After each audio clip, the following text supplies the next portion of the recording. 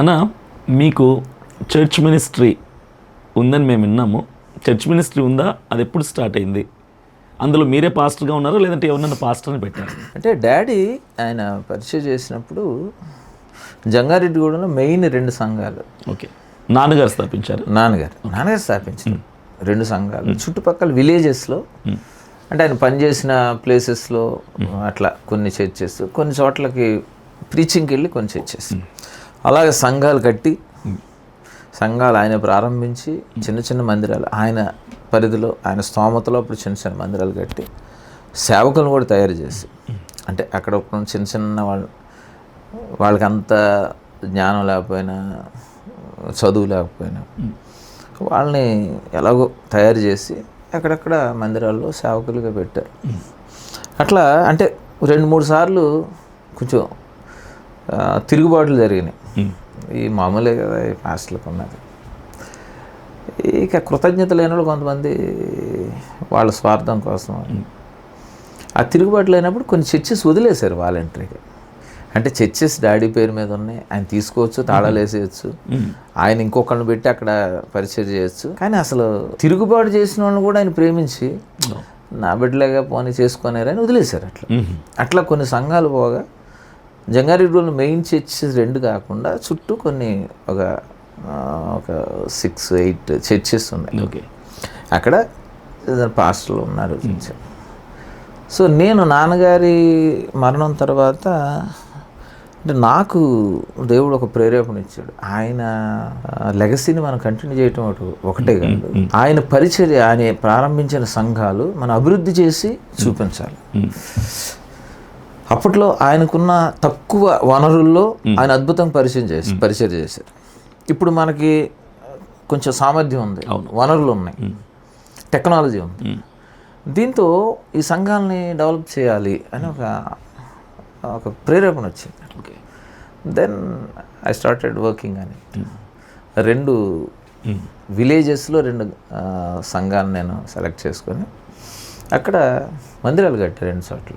ఒక చోట పూర్తిగా స్లాబ్తో ఒక మందిరం, ఇంకో చోట పైన రేకులతో ఒక మందిరం, మంచి మందిరాలు కట్టి ఇంకా అక్కడ నేను పాస్టర్గా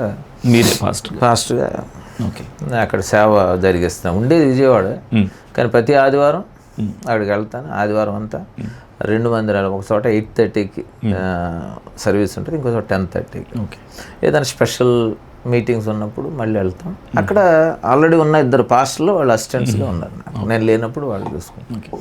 అయితే చాలామంది పాస్టర్స్కి, అలాగే ఇప్పుడు అప్కమింగ్ పాస్టర్స్ ఎవరైతే ఉన్నారో వాళ్ళకు ఉన్నటువంటి ఒక డౌట్ ఏంటంటే, జాబ్ చేస్తూ సేవలో ఉండొచ్చా అన్నటువంటి ఒక ప్రశ్న ఉంది. కొందరు చేయకూడదు అంటారు, కొంతమంది చేయొచ్చు అని చెప్తారు. ఈ ప్రశ్న మిమ్మల్ని ఎందుకు అడుగుతున్నా అంటే, మీరు జాబ్ చేస్తూ కూడా సంగీత పరిచర్యలో, గాన పరిచర్యలో ఉన్నారు కాబట్టి మీ ఒపీనియన్, మీ అనుభవం నుంచి మీరు ఏం చెప్తారు సమాధానం? డెఫినెట్గా జాబ్ చేస్తూ పరిచర్య ఎందుకు చేయకూడదు? డెఫినెట్గా చేయొచ్చు, నేను చేశాను కదా. అది అంటే వాక్యానుసారంగా తప్పేం కాదంటారా? ఎట్లా తప్పు అవుద్ది? అంటే ఇప్పుడు నేను అంటే ఈ వాక్యపు లోతుల్లోకి అంత వెళ్ళను నేను. ఎందుకంటే ప్రతిదానికి ఏదో ఒక కాంట్రవర్సీ క్రియేట్ చేసేవాళ్ళు ఉంటారు. అంటే మనం చేసింది కరెక్ట్ కాదని నేను చెప్పగలను. డెఫినెట్గా ఉద్యోగం చేస్తూ పరిచయం చేయడం అనేది దాన్ని నేను సమర్థించుకోగలను. ఉద్యోగం చేస్తూ చేశాను కాబట్టి ఈ 4 ఆల్బమ్స్ చేయగలిగాను నేను. Otherwise I can't do. ఎట్లా చేస్తాను నేను? Financial support. ఒక ఆల్బము కనీసం అప్పట్లో మొట్టమొదట ఎప్పుడు ఆల్బమ్ చేసినప్పుడు అది ఎంతో 40,000 30,000 అట్లా 8 పాటలు, తర్వాత 1,00,000 అట్లా. ఇప్పుడు ఒక పాట చేయాలంటే 1,00,000 అవుతుంది. ఎట్లా చేయగలిగా ఇన్ని ఆల్బమ్స్? ఎవ్వరు చేయలేని నెంబరు నేను రీచ్ అయ్యానంటే నాకు ఉద్యోగం ఉంది కాబట్టి. నేను హైదరాబాద్, నా ఫస్ట్ అపాయింట్మెంట్ హైదరాబాద్ వెళ్ళినప్పుడు అప్పట్లో నా శాలరీ 3,000 చేంజ్ అనుకుంటాను. అప్పుడు మా చిన్నవాళ్ళ ఇంట్లో ఉండేవాడు నేను. నాకు పెద్ద ఖర్చు లేదు అప్పట్లో.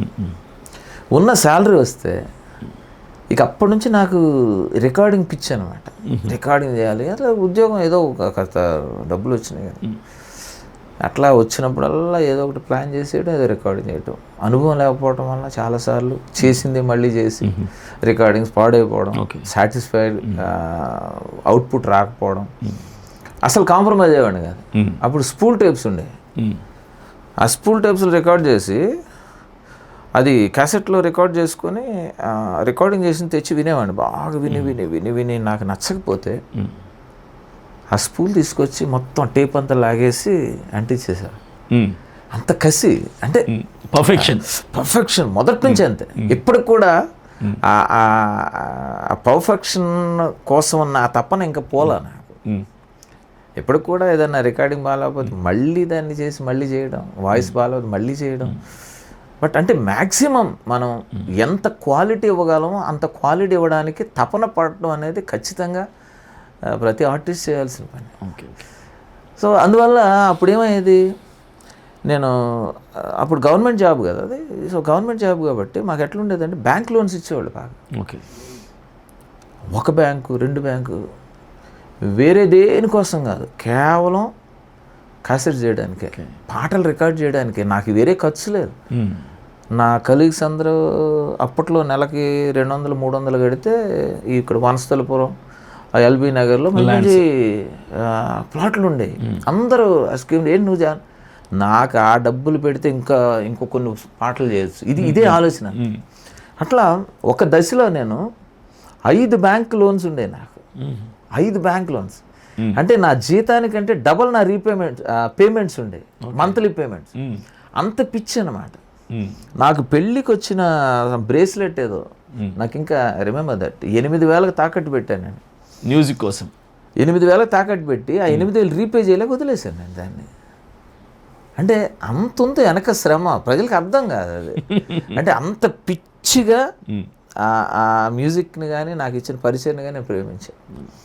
అందుకనే దేవుడు తర్వాత ఇంకా మనం ఇప్పుడు నేను ఏదైనా ఆల్బమ్ చేయాలంటే చేసేయగలను, డబ్బు ఉండి కాదు, కానీ దేవుడు అలా ప్రొవైడ్ చేస్తాడు. అప్పుడు ఇబ్బందుల్లో కూడా నమ్మకంగా నేను పనిచేశాను, అదే ప్యాషన్తో ఉన్నాను. అప్పుడు నేను చాలా రోజుల వరకు సరైన 2 వీలర్ లేదు నా దగ్గర, సరైన కారు లేదు. బట్ గ్రాడ్యువల్లీ దేవుని పని చేశాను, దేవుడు ఇచ్చాడు, హ్యాపీ. అన్న, మీరు రాసిన వందలాది పాటల్లో మీకు బాగా మనసుకు దగ్గరైన పాట ఏదో ఒకటి ఉంటుంది కదా, ఒక్కటి, ఆ ఒక్క పాట ఏంటి? అట్లా చెప్పలేరా? అన్యాయం అయిపోతుంది. అంటే ఒక్కొక్క జానర్లో ఒక్కొక్క పాట నచ్చుతుంది. మనం ఎగ్జాక్ట్ ఇప్పుడు ఆడియన్స్ సైడ్ నుంచి కొన్ని పాటలు, నేను అంటే ఒక్కొక్క జానర్లో ఇట్లా ఈ జానర్లో ఇది ద బెస్ట్ సాంగ్ అట్లా ఉంటుంది. కానీ నేను మొత్తం ఆల్టుగెదర్ 700 చిల్లర పాటల్లో మీకు బెస్ట్ సాంగ్ ఏదని చెప్పలేను నేను. I can't. ఓకే. అంటే ఒకటైతే ఇప్పుడు నాది సింఫనీ గాస్పుల్ టీమ్, దాని ఎయిమ్ ఏంటంటే గాస్పుల్ త్రూ మ్యూజిక్, సంగీతం ద్వారా సువార్త. ఆ కాన్సెప్ట్ మీద రాయాలని ఒక పాట రాశారు. ఓకే. అది ఇప్పుడు ఐ థింక్ 70 ఆల్బమ్స్ తర్వాత, ఐ థింక్ 70 చేంజ్ ఆల్బమ్స్. అది అంటే ఒక కోణంలో ద బెస్ట్ సాంగ్ అనుకుంటే. ఎందుకంటే నా పరిచర్య ఉద్దేశం ఏదైతే ఉందో, నాకు ఒక క్రైస్తవ సంగీతం, ఒక పాట గురించి ఎలాంటి ఆలోచన ఉందో, ఒక క్రైస్తవ పాట ఎలాంటి కార్యాలు చేయగలదో చేస్తుందో నా పరిచర్యలో, ఇవన్నీ పాటలు పెట్టాను. సో అది ఒక రకంగా మంచి పాట అని అనుకుంటాను. అంటే మా కోసం చిన్న పల్లవి, అది నేను అంటే కొన్ని ట్యూన్స్ దాన్ని నేను చేసేటప్పుడు ఏమనుకున్నానంటే, ఇది అందరూ పాడలేరు, స్పెషల్ సాంగ్స్ పాడుకోవచ్చు అని అనుకొని చేసేదాన్ని. అది ఆ పాట నేను హమ్ చేస్తూ ఒకసారి కారులో ఎక్కడికో మీటింగ్కి వెళ్తున్నప్పుడు మాతో పాటు ఒక అసిస్టెంట్ ఉండేవాడు. మాత్రం నేను హమ్ చేస్తాను, ఆ పల్లవి అయ్యి హమ్ చేసిన తర్వాత అతను విన్నాడు. విని, అన్న ఇది కొత్త పాట ట్యూన్ అన్నాడు. అవునన్నా అంటే అతను అన్నాడు, అన్న రిక్షా వాళ్ళు కూడా పాడేస్తారన్న పాట అన్నాడు. ఇది సేమ్ వర్డ్, అంటే పాడాడు. నేను అనుకోవాలా ఇదేంటి ఇది, దీన్ని కొంచెం కాంప్లికేటెడ్ చేశాను నేను అంత. కానీ ఇప్పుడు ఏంటంటే, అంటే ప్రజలందరికీ ఇష్టమైన పాటల్లో ఆ టాప్ 5లోనో టాప్ 3లోనో టాప్ 10లోనో ఈ పాట ప్రతి వాళ్ళకి తెలిసిన పాట అయిపోయినారు. నీ మాట నా పాటగా అనుక్షణం పాడని లోకాన నిన్ను చాటగా నా స్వరం వాడని నా గీతం ఆత్మలను నీవైపే ఆకర్షించని ఆదరణ కలిగించి నీలోనే ప్రహర్షించని నీ మాట నా పాటగా అనుక్షణం పాడని. ఒక క్రైస్తవ పాట గురించి మీరు మాట్లాడాలంటే ఇదొక లెసన్, ఇదంతే.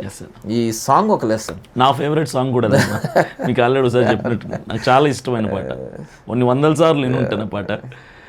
అది ఒక్కొక్క చరణంలో మీకు చాలా మెసేజ్ ఉంటుంది.